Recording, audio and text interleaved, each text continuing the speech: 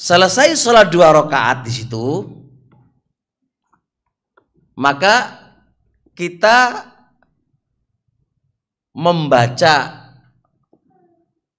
apa? Labbaika Allahumma umrotan. Ucapan labbaika Allahumma umrotan iku zikir apa niat? Niat iku Pak nang hati. Sampean dari rumah beli tiket, nyerahkan duit ke Mas Billy, iku niat apa mboten? Iku niat. Sehingga ucapan labbaika Allahumma umrotan itu sebenarnya itu bukan niat, tapi zikir. Ya Allah, aku penuhi panggilan kamu ya Allah untuk umroh. Itu sebenarnya itu niat. Ada yang bilang itu niat. Nah, ono lagi pendapat yang mau niat Pak. Kenapa ini kita bahas? Bagi yang mengatakan niat, kalau sampai lupa batal Pak umroh jenengan. Bagi yang mengatakan itu sekedar zikir, lali jenengan lupa, itu bukan batal. Karena dia bukan niat. Niat kan syarati ibadah Pak. Kalau sampai lali kan apa bisa Pak? Batal. Maka saya pribadi condong itu tutup niat. Jadi kalau Allah takdirkan lali Pak, itu ora apa-apa insyaallah. Soalnya jenengan pasti niat Pak. Oh baju ikhram, baju apa? Lapa jenengan ke Madinah, lapa jenengan ke Mikot. Ya wis kus niat umroh wisan. Cuma zikir ini Pak adalah batasan orang itu dianggap umroh dan tidak dianggap umroh. Niki Pak batasane.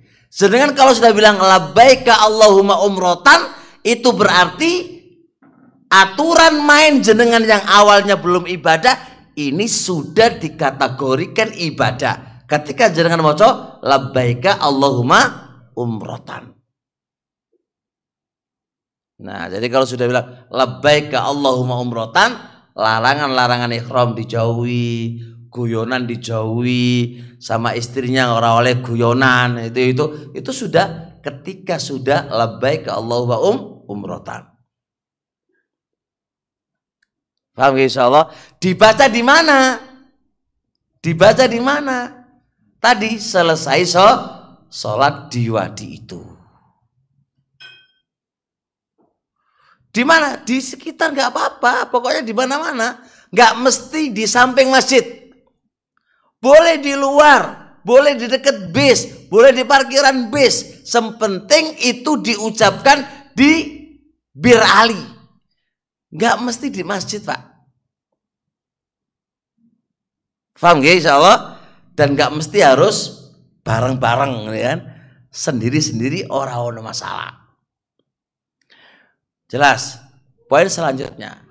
Ucapan labbaika Allahumma umrotan ini perhatikan.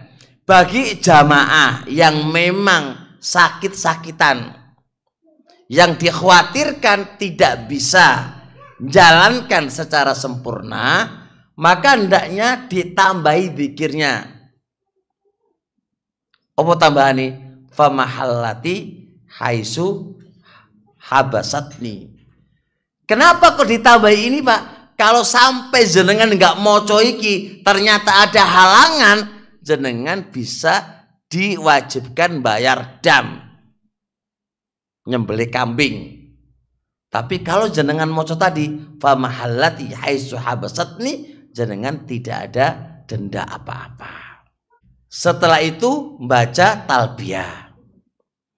Membaca talbiyah ada 2 riwayat. Riwayat yang pertama membaca talbiyahnya itu di atas kendaraan, di bis. Ada riwayat yang kedua itu masih di Bir Ali, selesai sholat kemudian baca zikir tadi atau niat tadi, lalu baca talbiyah di situ. 2 riwayat ini menunjukkan apa? Adalah awalnya Nabi baca talbiyah itu setelah selesai sholat itu baca talbiyah. Kemudian Nabi mengulang lagi baca talbiyahnya di atas kendaraannya. Karena sahabat yang menceritakan itu otomatis masing-masing sesuai yang dia ketahui gitu kan. Otomatis sahabat yang menceritakan lebih dulu akan menceritakan lebih dulu. Lalu Nabi naik kendaraannya, Nabi maca talbiyah, yang lain mendengar. Loh, kok Nabi memulainya ketika di atas kendaraannya? Padahal tidak. Sebelumnya Nabi sudah memulai talbiyah. Dalam kaidah usul ada man alima hujjah ala man la ya'lam. Sengerti itu hujjah bagi yang tidak ngerti.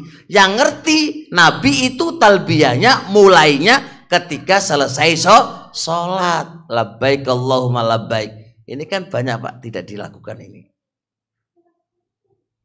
Ya wis berniat cerita dewi. Gimana kamu tadi? Alalalalalala wis.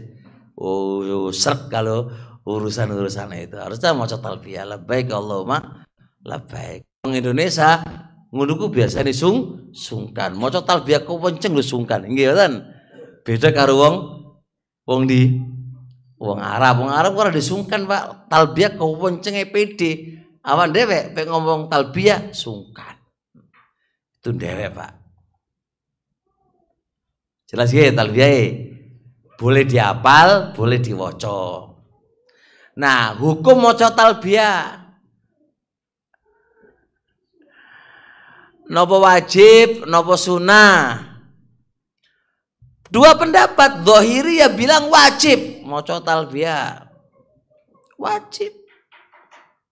Jumhur ahli ilmi mengatakan sunnah.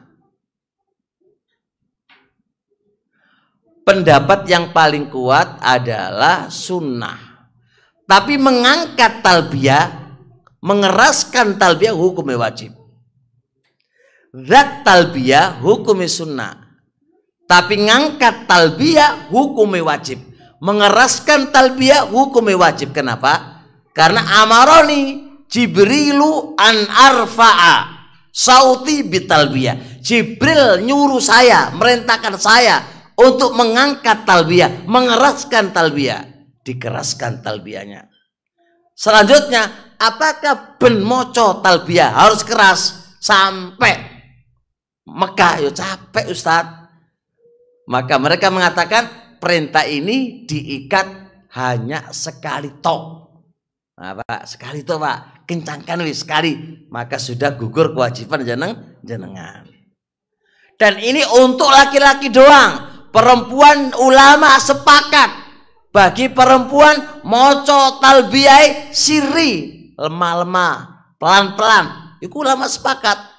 Ojo kosong wedok kewenceng selanang liri ini kebalik. Dan zikir yang paling bagus yang kita baca ketika perjalanan dari Miqat ke Masjid Haram ke Haram itu, zikir yang paling bagus yang kita baca adalah talbiyah, bukan yang lain. Jamaah kadang-kadang ada aja Pak malah maca Quran. Ya lo, kok malah maca Quran, maca kitab. Lebih ngeri lagi, maca HP. La ilaha illallah. Zikir iki sing luwih afdol. Yang diajarkan Nabi lu paling semangat ibadah Pak. Ya ora maca Quran, maca talbiyah.